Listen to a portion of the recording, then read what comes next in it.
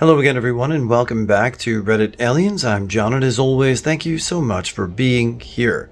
Good topic? Let's do it. For those of you who grew up in rough neighborhoods, what was the scariest thing that you saw? Please remember to like, share, and subscribe.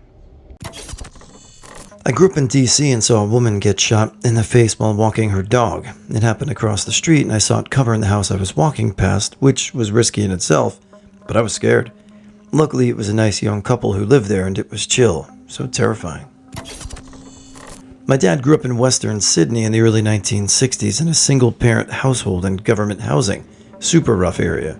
The first time my mom went to visit his home to meet my grandmother, the ice cream guy had been dragged out of his van and was being beaten up by a gang of teenagers across the street from their house. A bit more context for the non-Aussies. No, I don't know how or if Mr. Whippy provoked the kids or not. That part of Western Sydney is a hugely multicultural area with a lot of history. Dad grew up in a suburb called Lalor Park in the city of Blacktown. Historically, a lot of indigenous communities were displaced to they originally named it the Black Towns, when one of our oldest colonies was established in nearby Parramatta.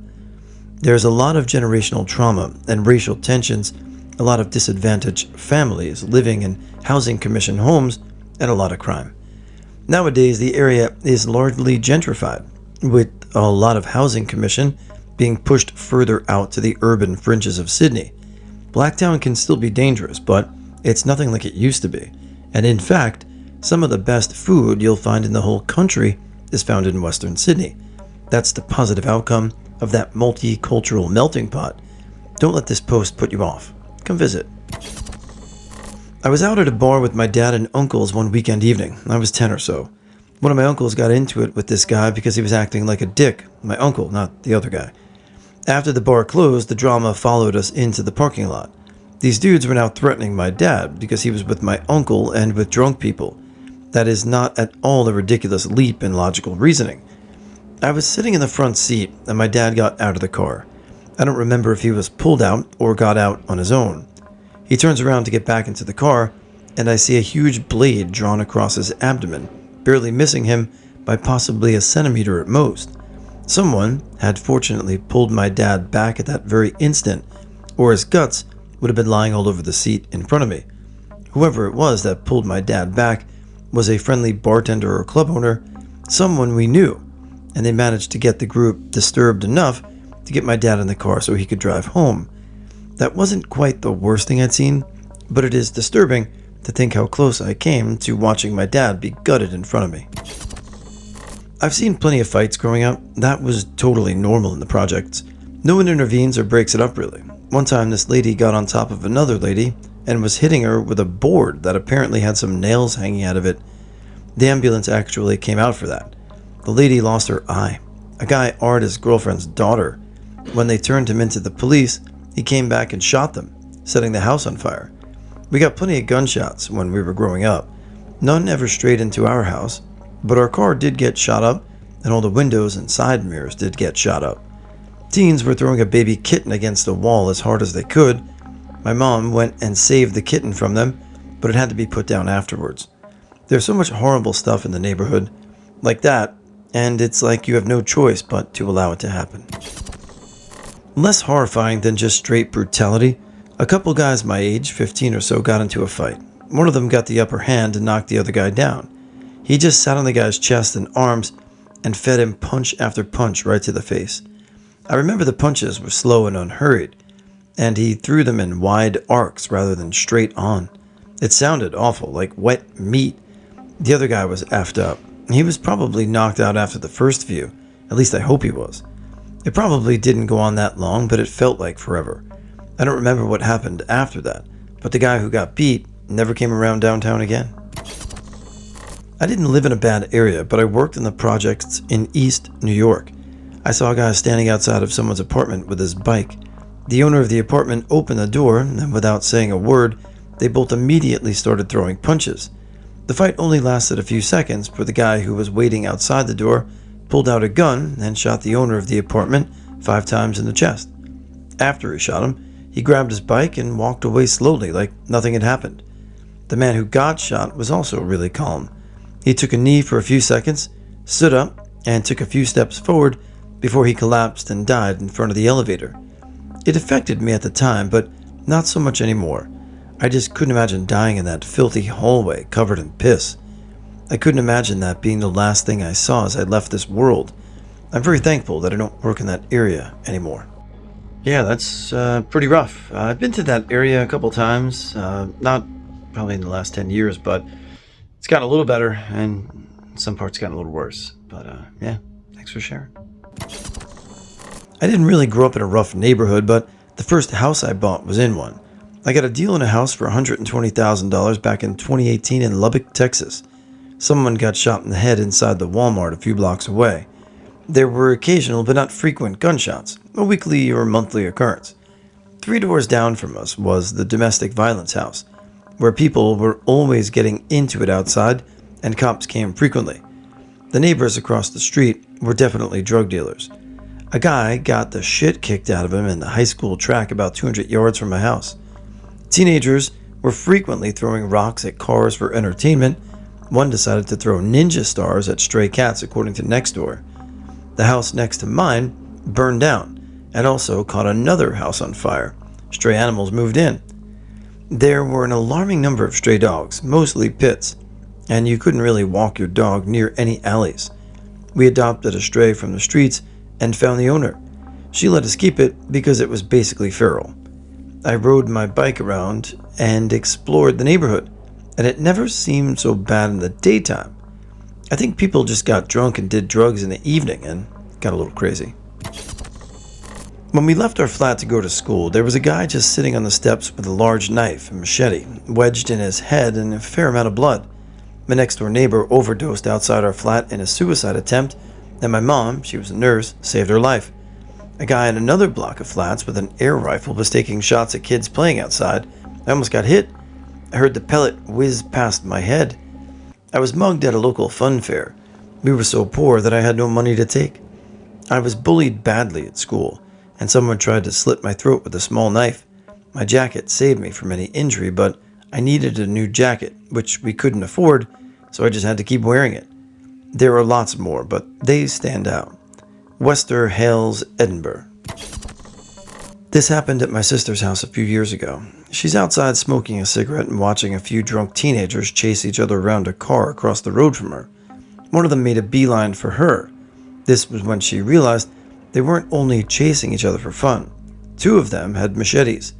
Before my sister could react, the 2 with machetes had chased the other guy into my sister's house. They cornered him in the kitchen and made absolute effing shit out of him. They raged on him for a minute or two. He lost 3 fingers, almost lost one of his hands, had deep cuts all over his body, and nearly died from blood loss. After the guards, the Irish police, had been gone, my sister was allowed back into her house. She and her neighbors cleaned the kitchen up because it's not the guards' issue, apparently. She took loads of photos of the kitchen afterwards, and it looked effing wild. I went to what other kids in our district called the fighting school, which means that there were fights daily for periods of time. A couple gun bombing threats. I got to be on the news being interviewed after they caught someone en route to the school with a gun to shoot the principal, etc. If you didn't go looking for trouble, you were generally okay. It was a bad area of a small town, and we hadn't had MS-13 move in yet, but there were a couple murders near the school. The thing that still stands out to this day, though, is the time I was walking through the hallway, moving from one class to another, and a pair of girls were fighting in the hallway. They landed against my legs when they fell, so I had to jump over them to get out of the way. And I ended up landing right near a knife. I have no idea where the knife came from, but at least it was on the floor and not in the fight. There was a pregnant girl, not at all uncommon, and a non-pregnant girl, and the pregnant girl ended up pulling out an umbrella and trying to beat the other girl over the head with it. At some point she lost control of the umbrella, and the other girl took it and started beating the pregnant girl in the stomach, trying to cause a stillbirth. A few teachers in and tried to separate them, and I distinctly remember one of the later middle-aged English teachers in between them and on the floor shouting for some of the boys to help, but nobody intervened. For one thing, that would have just gotten you involved in whatever was going on. And for another, we were a zero-tolerance school, and you could get suspended for trying to break up a fight. It wasn't worth it. In my 20s, I moved into an apartment with a friend that was in a very rough area of Charlotte, North Carolina. This was back when Domino's Pizza had the delivery in 30 minutes or it's free promotion. So, being young and broke, we ordered a pizza. It gets to be about an hour, so we gleefully called to demand our free pizza. The person at Domino's says, "We don't deliver there after dark." The last delivery guy got jumped at a corner by a group of guys who pulled a stop sign out of the ground and threatened to beat him to death with it unless he hands over his money. That was the first red flag. It just got worse. We got robbed a few months later. They even stole frozen pizzas out of the freezer. And then, to top it all off, the person across the hall and down one floor in the building, common stairway for 6 units, was apparently murdered inside the apartment, just inside, touched though, and just inside the front door, but no one found him for about 2 weeks.